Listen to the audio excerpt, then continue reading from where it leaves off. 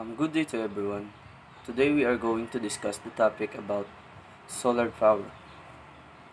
So, how do solar power plant work? Solar power plants uses sun rays to produce electricity. So, mayroon tayong two types of solar powered. So, number one, solar power system. So, number one is photovoltaic system. Ang sabi dito is, it uses energy from the sun and converts it to electrical energy. And the next is solar thermal electricity power system. So, hindi na natin papokusan yan kasi sa ibang video yan natin mapapokusan. Dito muna tayo magpo-focus sa photovoltaic system. So, next. Mayroon tayong solar panel. So we have two types of solar panels, which is ito yung monocrystalline, yung karaniwan natin nakikita sa mga bubong ng mga bahay. And the next is polycrystalline solar panel. So habang mahaba yung video natin, maidi-discuss ng aking mga ka-groupmates ang pagkakaiba ng monocrystalline solar panel and polycrystalline solar panel. So, dito naman na tayo sa may how do solar cell looks like. So, ito yung solar cell. Makikita natin dito sa video, sa video. Sa presentation is yung ginamit is polycrystalline solar panel. So, ito yung mga components ng polycrystalline solar panel. So, meron tayong glass, anti-reflection. Ayan, screenshot na lang natin yan. Ayan, dito tayo sa isang slide. Ayan. Dito, makikita natin yung components ng solar cell. So, sa isang solar panel is binubuo siya ng iba't ibang connections at ng solar cell. So, yung mga solar cell is ito yung parang maliliit na grid sa ating solar panel. So, ang ating solar cell ay binubuo ng mga glass, anti-reflection coating, metal grid, and silicon, which consists of N-type and P-type, and the metal plate that is connected directly to the silicon. Okay. So, let's start first in the things that happening inside the solar cell when struck by the sunlight. Okay. Sabi dito, to maximum the efficiency to occur, the solar panel must absorb as many as it can energy from the sun. The more energy it can absorb, the more energy it can supply. So, ganun nga daw. Kapag mas maraming energy ang na-absorb ng ating solar panel or ng ating solar cell, mas malakas din yung voltahe o electricity na may susupply natin sa ating mga load, or mas marami tayong mas masusupplyan na mga load. Okay, next. Dito ulit, how the solar cell works. So, here's the thing. Somewhere around 5% energy from the sun is already lost due to reflection when it's in the glass. Reflection to the glass. Due to the reflection to the glass. So, ayun nga. Yung itong pinaka-top layer ng ating solar panel or ng ating solar cell is ang glass. Kapag daw tumama sa pinaka-top layer ng ating solar cell ang araw, nagkakaroon na daw ito ng reflection. Kaya, nagkaroon tayo ng anti-reflection coating. So, ano nga ba ang ginagawa ng anti-reflection coating? Instead na pagtama ng sunlight or ng sun rays sa ating solar cells, hindi hinahayaan ng anti-reflection coating na basta-basta na lang makabalik or mag-reflect yung ating sunlight para mas ma-maximize natin, gaya nga ng sabi natin, para mas ma-maximize natin yung pag-harness ng energy comes from the sun. Now, in this slide, we discuss the different scenario when it comes to losses due to reflection.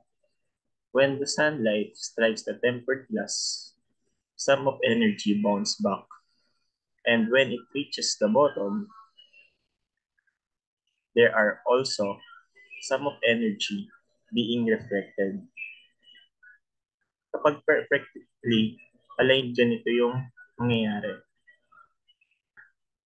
Next. When sunlight strikes the tempered glass, some of energy bounces back. Then when it reaches the bottom, it also bounces back. This is what we look like if the wave are misaligned. Ngayon, what anti-reflection coating trying to achieve? Ganito na yung mangyayari pag na-manipulate nasa factory yung anti-reflection coating. When the sunlight strikes the tempered glass, very less energy is being bounced back. It penetrates to the bottom. At pagdating sa bottom, there are some being bounced back. But those reflected energy is being collected back to system. Yun ang behavior ng anti-reflection coating. Yung mga factory, iba-iba yung technique nila para manipulate dun sa anti-reflection coating para mas ma-achieve yung maximum efficiency. Yung mga murang solar panel, mas mababa yung efficiency kumpara syempre dun sa mas mahal, mas mataas yung efficiency ng solar panel na yan. Anti-reflection coating lets the light in, but most it does not let the light be reflected out. It also makes some of the reflected light to get back. Certain manipulation is being done during manufacturing to achieve that characteristics. What if just let the light strikes the silicon junction without any barriers on it? The silicon, being a semiconductor, is a bit shiny, exposing it directly to the sunlight.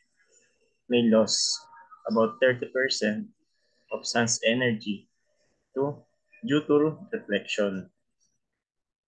Mas malaki yung energy losses pag directly na na-expose yung silicon sa sunlight. Di magandang technique yon kaya meron tayong layer sa solar panel. Now, here's the question. What the main thing that is happen a solar cell or photovoltaic cell, that is why it's able to produce electricity when sunlight strikes it. Now, let us first define what is photovoltaic effect is. The photovoltaic effect is a generation of voltage and electric current in a material upon exposure to light. It is a physical and chemical phenomenon. Dito naman tayo ngayon sa kung paano ba na-achieve yung photovoltaic effect. So, to achieve the photovoltaic effect, we need a material which when struck by sunlight will exhibit some characteristics of a conductor. Sinasabi dito na yung materials na gagamitin, dapat kapag tinamaan ng sikat ng araw, yung characteristic niya is magiging kahawig ng conductor. may isa pa tayo kailangan sagutin. What is happening inside a copper conductor when there is no presence of voltage across it, or simply, what is the general characteristics of a conductor? The answer to that question is the valence electron is free to move, transferring from one atom to another in random. Balik tayo sa kanina. Ang sabi, to achieve the photovoltaic effect, we need a material which when struck by sunlight will exhibit some characteristics of a conductor. So, ayun yung characteristics na yun. Yung valence electron is free to move, transferring from one atom to another in random. Yun yung dapat na ma-achieve ng materials na gagamitin natin sa solar panel. Ngayon, anong klaseng material ba yung may ganong characteristics? That is silicon. Sabi dito, that particular characteristics of a conductor where there are number of electrons that moves freely is what should be attained to exhibit the photovoltaic effect. This is where the silicon semiconductor comes into play. When the silicon semiconductor absorbs energy from the sun, the photons which the sunlight have could knock an electron out of its orbit within an atom, making it free to move within the system in random.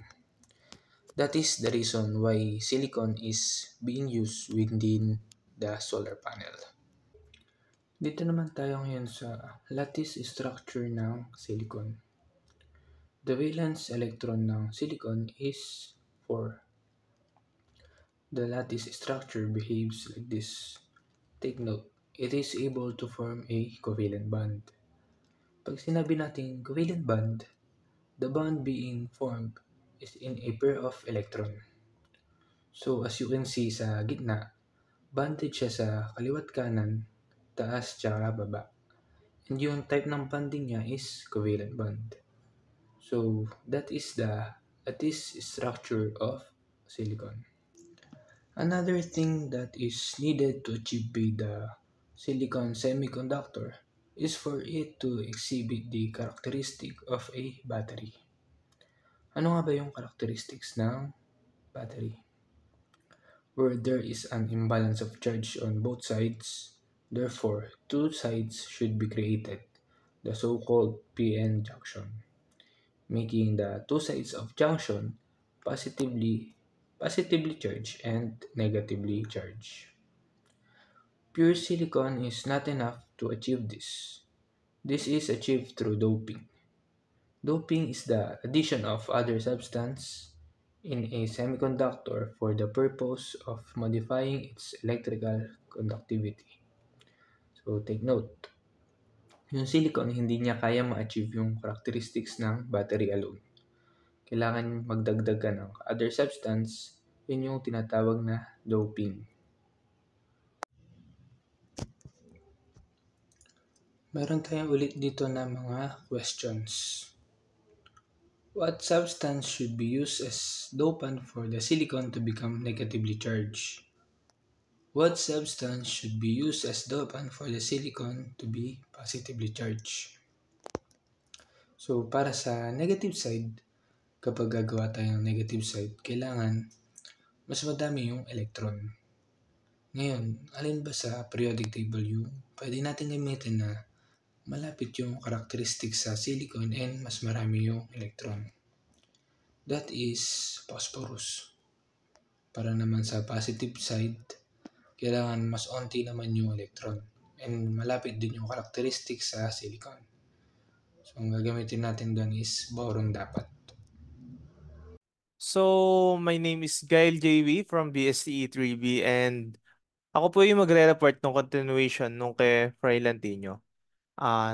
So, dahil nga po 'di ba kailangan natin na yung silicon natin is makuha niya yung characteristics ng battery. So, kailangan natin magkaroon ng doping.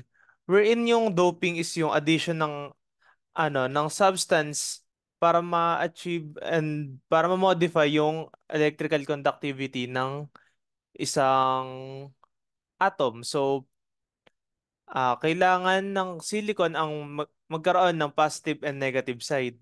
So, as we can see dito na ito yung silicon natin, and dahil syempre kailangan niya ng positive and negative side, is magkakaroon siya ng mga dopants wherein ito yung mga magiging ito yung magiging mga needed para magkaroon siya ng positive and negative side. Wherein yung boron, may siya ang magiging positive side, and phosphorus naman yung magiging negative side. So, on the n-type side, so ito yung sinabi ko kanina na yung n-type side is yung phosphorus, and yung p-type naman is yung boron. So, ito yung mga materials na gagamitin natin para magkaroon ng positive and negative side yung silicon natin. So, next. So, dito makikita natin na sa phosphorus is meron siyang ah loosely bound electron, wherein yung loosely bound electron na yun, siya yung umiikot dun sa mismong ano natin. So, yun yung isang karakteristik ng battery na meron kang electron na revolve around it. So, ayan. So, nakuha na natin yung isang karakteristik ng battery. So, next naman is yung crystal lattice ng boron. So, dito, as we can see, ang boron is one pair short siya, which means ito is needing 4 electrons na kumbaga heavily needed niya yung electron. And as we can see naman dito sa lattice structure ng PN junction sa solar panel, na yung n-type ng ang n-type naman is meron siyang extra na electron na charge, and yung p-type naman is meron siyang missing charge, wherein dito pumupunta si n-type na negative charge dun sa ah p-type na merong missing na electron. So, dahil doon, ang mangyayari sa kanya is, dahil nga ganyan, dahil may merong missing, ngayon maglalagay siya ngayon, pupunta siya dun sa kabila, and magiging slightly negative and slightly positive siya. So, since there's a rush of electrons from the n side towards the p side, the charge of two sides will be reversed, making the boron dope side becomes slightly negative, and phosphorus dope n side slightly positive. So take note of the slightly term, which ito yung, kaya dahil sa dope, dahil sa sa paglipat ng isang side, kaya slightly lang rin talaga siya. And pagka nangyari na to is babalik na ulit sila sa dati nilang form, and magkakaroon siya ngayon ng depletion layer. So, ayun lang po. I have here in this slide is the depletion region, while it formed when two types of dope material join together, and some from the N side migrate in the P region, and it fills the hole available there. And next slide, makikita natin dito yung there are no free electron and holes due to the electron migration. So yung N side ng boundary becomes slightly positive charge, and yung P side naman is become negative charge. The electric field definitely form these charges because this electric field produce necessary driving force. And next slide, dito na yung pag tumama yung light sa PN junction, yung N region of the Phoebe cell and penetrates and reach up to the depletion region, yung photon energy is sufficient to produce an electron hole pair in the depletion region. And the electric field in the depletion region drives the electron and holes out of the depletion region. And next slide, dito yung concentration ng N region and holes sa P region is so high that the potential difference between will develop between them. And as soon as we connected the load between them, electron will start flowing through the load. And pag nangyari yon,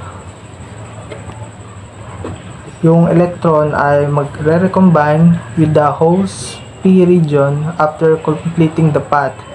So in this way, yung solar cell ay continuous give direct current. And next slide, makikita natin sa particular solar cell, we can see that the top layer ng N-type is very thin and is heavily doped, where the P-type naman is thick and lightly doped, because this is used to increase the performance of the cell. Here, the thickness of the depletion region is much higher, so means yung light striking the electron holes pair are generated wide area, and this result more current generation PU cell. Ito na yon yung magiging yung advantage niya due to the thin top layer.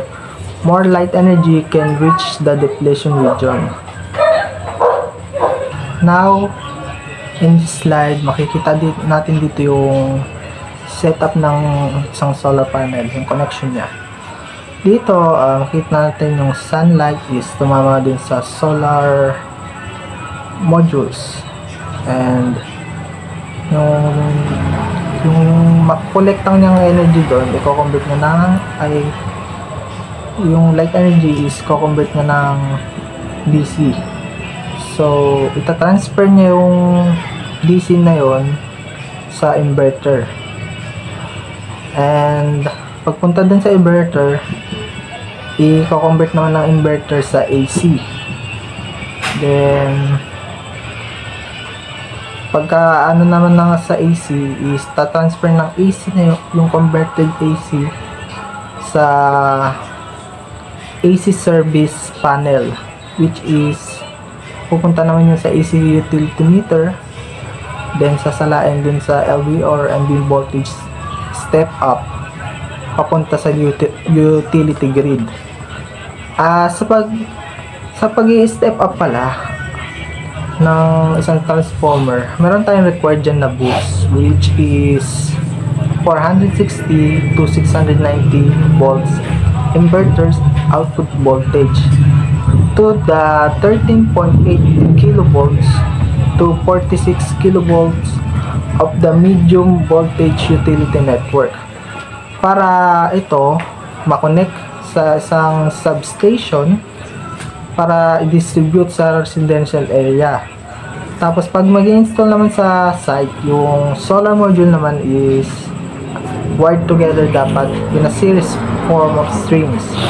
Then yung module is connected naman sa parallel where necessary to form an array. In a tradition, PV plant single centralized inverter provides the voltage inversion. So that's it. Dyan na po nagtatapos ang aming presentation about photovoltaic cell.